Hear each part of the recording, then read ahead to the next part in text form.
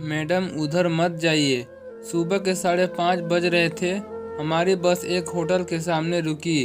Conductor ने जोर से आवाज़ लगाई, बस थोड़ी देर के लिए रुकेगी। इनको चाय नाश्ता करना है वो जल्दी जल्दी कर लें।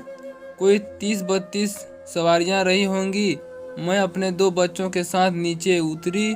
मेरे साथ हमारी सासू माँ भी थी।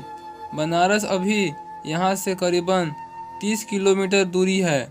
मुझे बाथरूम जाना था तो मैंने एक हाथ में पानी की बोतल पकड़ी और गाड़ी के दूसरी ओर जाने लगी।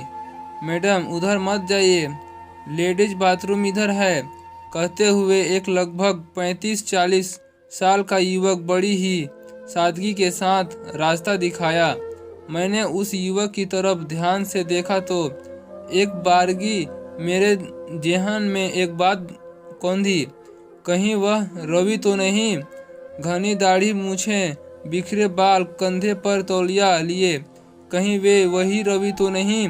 जल्दी से बाथरूम से निवस्त्र होकर चिंटू को हाथ मुंह धुलाया और सासू माँ को पकड़ाती हुई बोली, इसे शायद भूख लगी है, मैं बगल से बिस्किट लेकर आती हूँ। मेरा दिमाग उसी युवक पर लगा रहा। मैंने चाय का बहाना लगाया और एक कुर्सी की तरफ इशारा करते हुए होटल के मालिक से बोली, भैया एक चाय भिजवाना। जी मैडम अभी भिजवाता हूँ, आप बैठ जाइए। ये रवि एक चाय मैडम के लिए लेकर आओ। उस होटल वाले ने उसी युवक को आवाज़ लगाई।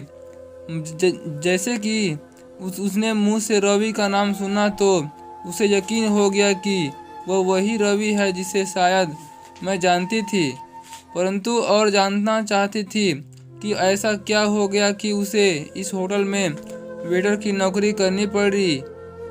वह एक अच्छे घर से था। एक समय मेरा और उसका रिश्ता रहा था, पर रिश्ते को अनजान तक नहीं पहुंचा सके थे हम। वह चाय लेकर आया तो मेरी निगाह उसकी तरफ उठी। एक पल को वह सकपका गया, पर अनजान बनता हुआ उसे अपनी निगाह झट से हटा ली। उसे लगा कि मैंने उसे पहचाना नहीं, पर मैं पहचान चुकी थी। उसने चाय रखते हुए कहा, और कुछ चाहिए मैडम? मैं उसे ध्यान से देख रही थी तो कुछ असहज सा महसूस कर रहा था। उसने फिर से पूछा, कुछ और चाहिए मैडम? हाँ नहीं, मैं जैसे नींद से जागी, कुछ और लेकर आऊँ मैडम? नहीं नहीं, मैंने हड़बड़ाते हुए कहा। मैं उससे बात करना चाहती थी, पर कैसे करूं? मुझे कुछ पलों के एकांत चाहिए था। मैंने जानबूझकर चाय अपने हाथों में गिरा लिया। शायद वह मेरी मनसा समझ चुका था। धीरे से बोला, आपकी चाय हथेली पर गिर गई है, चलिए हाथ धुला देता हूँ। मैं इसी पल का शायद इंतजार कर रही थी। बिना समय गंवाए होटल के अंदर पहुंची, जहां बर्तन धोने को टब बना हुआ था। उस समय वहां कोई नहीं था।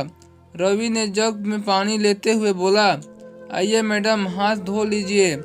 मैंने हाथ धोते हुए उसकी तरफ देखी तो उनसे आंखों से झुका ली। क्या हुआ रवि?